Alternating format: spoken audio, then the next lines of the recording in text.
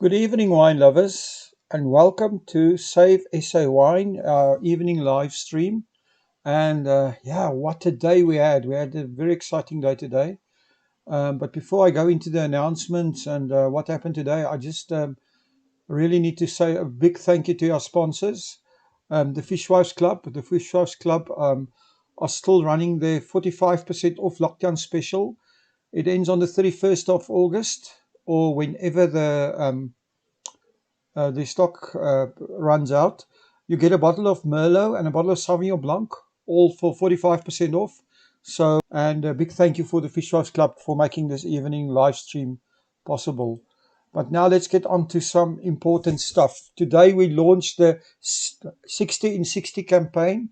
Um, we asked everybody to use the hashtag 60 and 60 in 60. So what we are doing, we are actually going to we're going to take 60 producers and feature each of them in the next 60 days. Um, this will happen from the 30th of August until the 28th of October. And we're all using the hashtag 1660.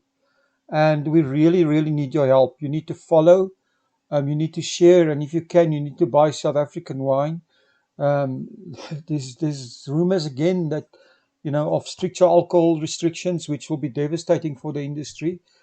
But let's just say why we need your help, and here's why we need your help. Due to South Africa's recent nationwide prohibition of alcohol, Vinpro estimated that over 90% of wineries are in trouble. 90% of our wineries are in trouble. The entire wine industry could lose more than 15% of its wineries, 12.6% of the grape growers, and that's more than 18,000 jobs that's in jeopardy over the next 18 months. Wine tourism loss were over 2.5 billion rand between March and July 2020. And even worse, the wine industry is sitting on a 300 million litre surplus with an impending harvest. And this will all add to the challenges the industry will face. We all know that the domestic ban lifted on the 18th of August, but 5 months of damage is done, putting the nail in the coffin for many wine producers. So we really, really need your help. I know lots of people are celebrating, and yes, it is a time for a bit of celebration because we did achieve some success having the prohibition lifted. But ultimately, this is not a time for complacency. And we want every single person that can to take part in the 60 in 60 campaign.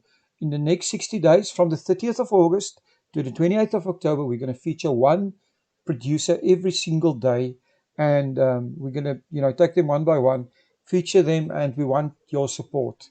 So, talking about support, a huge thank you for all of the 54,000 people in our group that have been doing a sterling job in supporting us and helping us to save the South African wine industry. What we need you to do now is to go onto Instagram, and the Instagram page is instagram.com/savesawine.co.za, and please comment there. I'm going to repeat this. It's instagram.com/savesawine.co.za. We need all of you to comment and like and share every single post that you can. Use these three hashtags. Hashtag 60 in 60, hashtag save SA wine, and hashtag drink South African. And it's very, very important that we all stand together and that we do the best that we can for our wine industry that's really in a spot of bother, to put it mildly. Um, there's a few other things happening. On the 1st of September, we have what we call Cap Classic Day, where we are actually going to celebrate the producers of our MCC, our Cape Bubbly. And we want everybody that can to drink some bubbly. Use the hashtag Cape Classic Day if you're posting pictures of your MCC. And we are tomorrow and on Wednesday, I'm actually having interviews with 6 of your top MCC producers, and we are going to feature all of them. All those podcasts will be published on the 1st of September, and we're going to have a whole day of celebration. This is in addition to what we're doing for hashtag 60 in 60. So very, very important day, the 1st of September. It's also Spring Day. So if you're buying your loved one a bunch of flowers, why not also add a bottle of bubbly from one of your fantastic producers? If you want to find out who's providing Cap Classique or want to find some, go to bit.ly/find MCC. That is bit.ly/find MCC. And then, if I can repeat again, please use this hashtag, the hashtag 1660 campaign. We've got quite a few people commented on your Instagram today. I'm just going to repeat that. It's instagram.com/savesawine.co.za. That's instagram.com/savesawine.co.za. Please leave your comments there. We'd love to have you interact with us. And yep, that's wonderful. Thank you for everyone that's already today taken part in supporting this campaign. Tonight's featured podcast is going to be with Dr. Heyns. He is the Strategic Development and Marketing Manager of Lavenier Estate. Talking about podcasts, I'm doing 6 podcasts in the next 2 days with MCC producers. We need to celebrate our MCC producers. And if you're a producer of any of your wines or a winelands business or a restaurant and you want to be featured on a podcast, please send us an email at visitthewinelands@gmail.com. That's visitthewinelands@gmail.com. A podcast is a fantastic way to get some exposure for your business. And we'll be publishing quite a few podcasts over the next few days. Before I actually go on with tonight's featured podcast, I just want to say one more thank you to our sponsors of this evening, the Fishwives Club. The Fishwives Club have a 45% off lockdown special on a case of Merlot and a case of Sauvignon Blanc.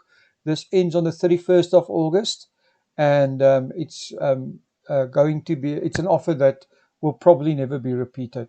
So thank you for the Fishwives Club for supporting us. If you want to get this special, just go to fishwivesclub.gr8.com. And now, without further ado, well, before I say that, I would like to tell you guys to please log in tomorrow morning at 8 o'clock. We've got an interesting day tomorrow. More things happening. Our morning show tomorrow morning starts at 8. There's be a few more interesting announcements, more things happening. I've heard a whisper in my ear that we're going to do something for our import market, something about Belgium, but I can't divulge anything at the moment, but I'll talk about that tomorrow morning. So I'll see you guys then. Everyone have a good evening. But before you go to bed, please listen to our podcast. Podcast is Dr. Ido Heyns. Ido is the Strategic Development and Marketing Manager of Lavenier Estate. He'll be telling us about the history of Lavenier, and he'll also be telling us how Lavenier became, from its history now, developed into an estate that produces fantastic wines. And without further ado, let me introduce Dr. Edo Heyns and listen to the interview that I had with Edo, which was very, very interesting.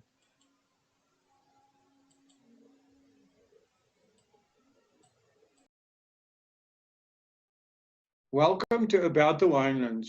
In this show, we'll be chatting to leaders, influencers, wine producers, restaurants, winelands businesses, and other role players. Tune in every Wednesday, Friday, and Sunday for our latest episodes. You will find us on YouTube, Facebook, Instagram TV, Google Podcast, Apple Podcast, and Spotify.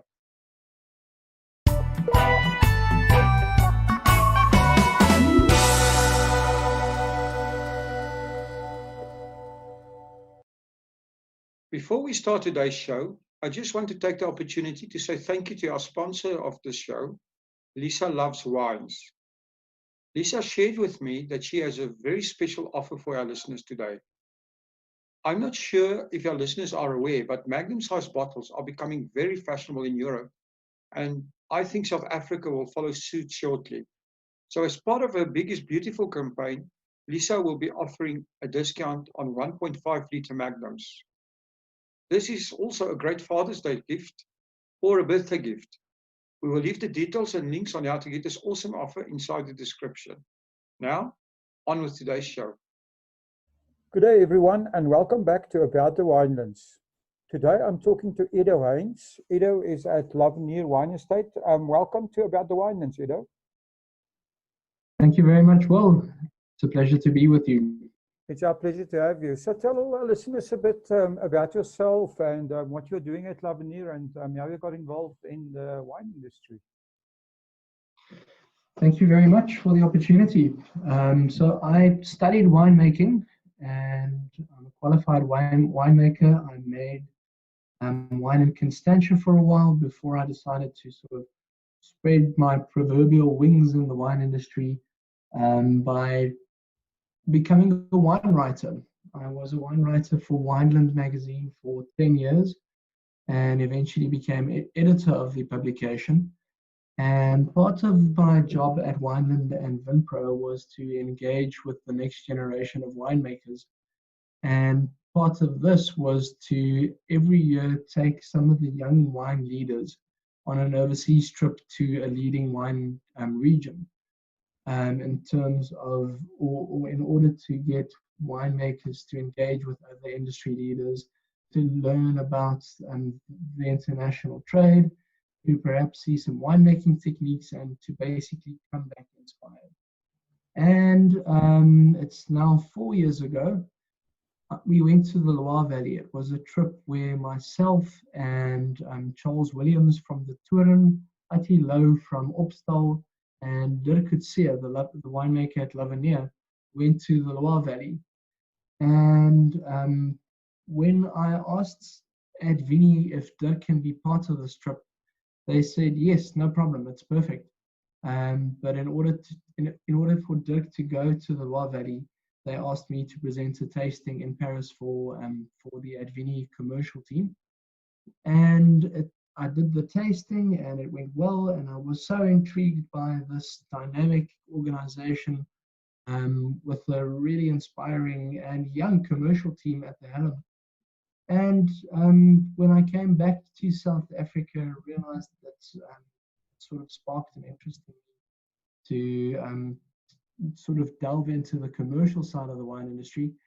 And that's when I made the switch from being a wine writer to getting into the commercial side of the wine industry and the marketing side of the wine industry. So today I've been at Lavenier for 3 years, and it's been an absolutely wonderful journey. Wow, that's amazing. So can you tell us a little bit of the history of Lavenier itself? Of course. So before 1990, when the estate was acquired by Mark Veer and its name was changed to Lavenier, Lavenier was part of a bigger wine estate or wine farm essentially called Weltevreden. And when Mark Veer bought the estate in 1990, he's a Frenchman or a French-speaking Mauritian. And he came to this estate that he fell in love with, but he couldn't pronounce the name. So he said that this estate is his future, and he called it Lavenier, which means the future in French. And that's when Weltevreden got changed to Lavenier. So Weltevreden is one of the oldest wine estates in Stellenbosch, but it never made wine under its own label. And it's only since Mark Veer bought the estate that wine was produced under the name Lavenier. And that started in 1992. And the rest is history. It immediately gained traction in terms of the pinotage. Back then, winemaker Francois Nadir really made a name for himself as the Pope of Pinotage in Stellenbosch. And we are fortunate today that the current winemaker Dirk Coetzee was mentored by Francois Nadir, and has maintained that level of quality, level of innovation, and absolute passion for pinotage. Wow, that's interesting. Besides Pinotage, you also have a famous Chenin Blanc block. Can you tell us about that? Yeah, so Lavinia focuses on pinotage and Chenin Blanc, which are quintessentially the varietals that South Africa are known for. And in terms of the Chenin Blanc, it's a registered certified heritage vineyard and part of the Old Vine Project. As you enter Lavinia Estate, there is an amazing vineyard that is 48 years old today. That we call the old lady. She's a Chenin Blanc vineyard. She produces the most amazing grapes, and they have now what's the word? They've now isolated the genetic plant material of this vineyard in order to propagate the clone and eventually make it available in 5 years' time in 2025 so that this same clone can be replanted. And we're very, very excited about that. The old lady's a legend on the estate. She produces the most delicious Chenins. We make a Chenin that is a really classic style. She's harvested in two different portions, one which is harvested earlier and one which is harvested later, in order to get that balance and finesse that we want in our Chenins. In terms of South African Chenins development, I think the industry has matured and developed in terms of the style of Chenin that it's producing. We're producing Chenins now that showcase finesse, that showcase complexity, and that really age well. And these dimensions are the dimensions that Dirk works on in terms of our single block Chenin, to produce a wine that is absolutely world class. One of the awards that we're very proud of the single block Chenin is this wine won the Diamond Trophy at the Sakura Wine Awards in Japan, which essentially means that it's the top Chenin Blanc from South Africa in Japan. And for us, that's a huge compliment. We know that the Japanese wine market is a very sophisticated one, and that Japanese in general love delicacy and sort of they like the finer things in life, and they're very sophisticated in the way that they appreciate wine. And for our Chenin to be rated as the top Chenin in such a market is an absolute wonderful accolade for us. Oh, that's a wonderful story.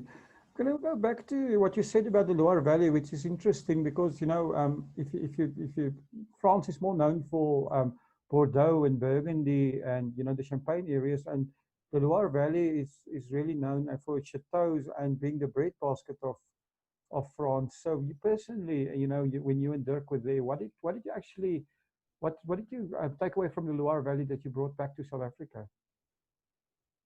Oh, it's an absolutely fascinating region. What we took home, I'll sort of split it up into different categories. The first part is they've got a really progressive approach towards biodynamic wine production.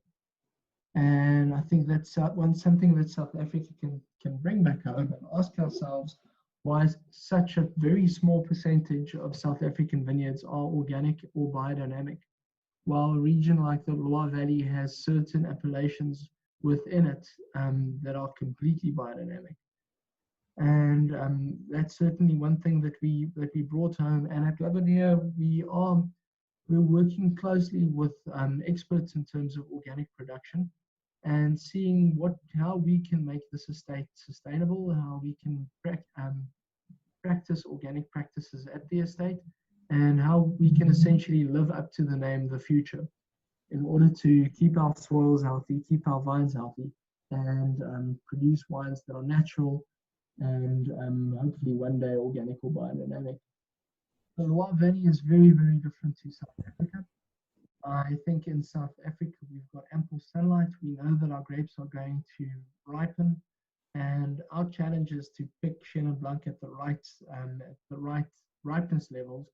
Well, in the Loire Valley, you don't necessarily reach those ripeness levels because their climate is different. They've got rain, they've got limits in terms of ripening their grapes, And they've also got very, very different styles.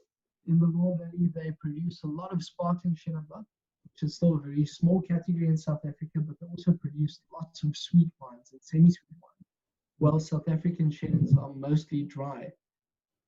It's a fascinating region. If there's one region where we can learn from and they can learn from us in terms of a different approach, diversities of styles, it's the Loire Valley. And you see that with the Chenin Blanc Association, how they are closely working with Loire producers and finding mutual benefits in terms of raising the profile of Chenin.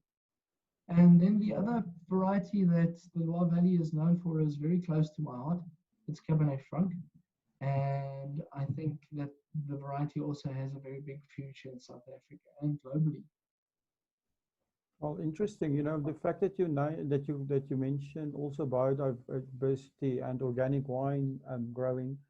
I think, and this is something I want to ask you because the name is apt. You know, the future, and the future of wine is in the hand of millennials, and you know, it's a different market. So, do you think, you know, what is your take on that? Are these things important to the millennial market? Yeah, I think even the current situation that we're in is it's a very interesting learning opportunity for the wine industry. And the way that wine is being sold is changing at a rapid pace, and the way that it is being presented is changing. We often use the phrase at Lavinier that authenticity is the new luxury. And millennials love authenticity in terms of stories. A story behind a vineyard. I told the story of the old lady, the Chenin Blanc vineyard earlier.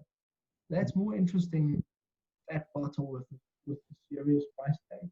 Um, the luxury approach to wine is changing with millennials, and it's all about authenticity. It's about telling the story. It's about being true to who you are and what you're trying to present. And there are values at play, and there are associations at play, and most importantly, as I mentioned, characters and stories that become more and more important to the millennial market. Um, and you have to be open and accessible and be able to listen and be able to respond to this market, which makes it very interesting, but we also see it as a massive opportunity. In terms of our demographics that we sell to, there is a large proportion of people that really appreciate Lavinier wines that are from this millennial grouping, and it's important to engage with them and understand what they want, and that's something that we actively do not only in the Citadel when it was still operating, but also in the trade and wherever possible. It's also Lavinier is a pioneer of premium Provence style rosés in South Africa. And if you look at wine festivals and especially millennials in South Africa, rosé is a growing category. And if it's something that you're known for, like in Lavinier's case, you have an advantage. And if you look at our Glen Rosé, which is a high-end rosé, it's limited, it's from a single vineyard, and it has a wonderful story and unique packaging. And it's a wine that is when it was started in 2015, it was strange. Why would you do a high-end rosé? I mean, rosé is rosé. At that stage, most of it was still sweet. But now the Glen Rosé gets sold out in a couple of months every year. Most of it is sold from the farm, and it has a really fantastic following. And it's that kind of engagement that we want, and that we see as an advantage in terms of the millennial market. That's awesome. I mean, you mentioned authenticity, and you know, what in terms of any other things you can highlight about Laviniers and Dirk Coetzee's wine philosophy and winemaking philosophy? So Dirk's main passion in life is most certainly pinotage. He loves this varietal, and he loves it for different reasons. One of the things that he really tries to showcase at Lavinier is pinotage's versatility. If you think Pinotage, you immediately think of a dry, full-bodied, big red wine. Well, Dirk's approach is that it can be showcased as a premium rosé. It can be shown as an unwooded red. It can be showed as a more feminine style, like the Provenance sherry, but it can also be a big and full wine that is well structured and can keep for years and decades, like the single block Pinotage. So Dirk's big passion is to showcase the versatility of this varietal and to show it in new ways, to show that the way that Pinotage is being approached is new. We're planting it on new sites. Lavinier, we've got trellised vines, we've got bush vines, we've got different angles, we've got different slopes, and we're trying to bring that diversity and to showcase the versatility of this variety. And Dirk grew up in Hoekville, which is very close to the Knysna Forest. He loves nature, and we spoke about organic and sustainable production of wine. That's also something that lies very close to Dirk's heart and is definitely part of his philosophy in terms of Lavinier. We also have a Pebbles after-school care facility at the estate in terms of the future of the next generation of people that live on the estate, where we give children the opportunity to achieve academically, but also achieve in other spheres of life. We've started the Lavinier Sports Development Academy, where the kids at the Pebbles After School Care Facility